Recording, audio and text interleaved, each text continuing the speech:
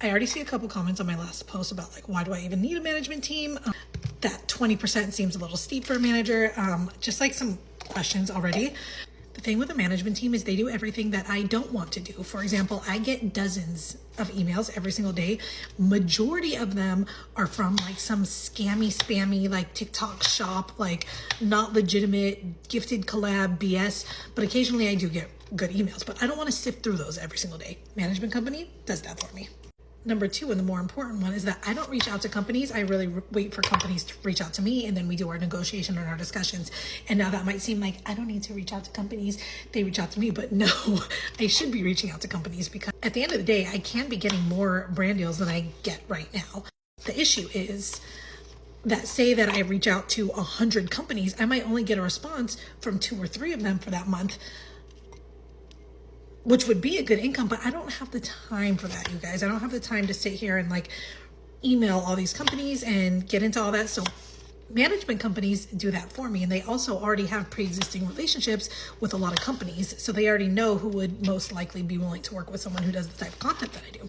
They also are very familiar with the market. So they know how much money someone with my type of engagement should be getting per brand deal, whereas I don't really know as much. Like I kind of go off of the last brand deal that I got and then I charge a little bit more, and that's how my brand deals seem to work out. And I know that I'm still undercharging myself because every time that I've spoken with a management agency, they've straight up told me that I'm undercharging, and I already know that. So a management team as I grow is actually a very, very smart business choice. And it's also smart for my time because my time and effort is very important, and I want to stick to what I do best, and that's creating the content for you guys. And if I'm spending all of my time trying to get brand deals and trying to do this and trying to do that, then I won't be able to spend my time doing what I enjoy doing, which is doing you guys.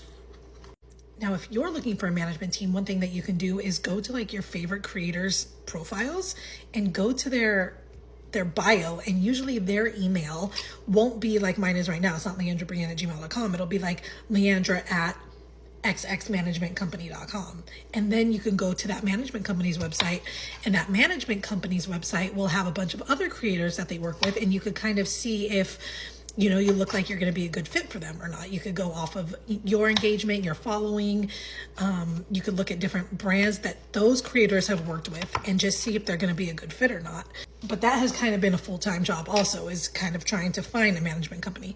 That's all just stuff to think about. Say that right now I'm charging like $3,000 to $5,000 per sponsored post. And then the management company is able to negotiate me a $7,000 post from the same company or a similar company or whatever, and they get 20% of that, so that brings my actual income down to like $4,000 to $6,000 or whatever. It's still more than I would originally be making if I were to have negotiated it myself, because like I said, I don't have the resources and the time to be doing that type of outreach.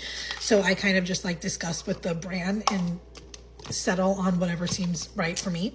So having a management team is actually a good idea for creators as they start growing a lot more, but it's all about finding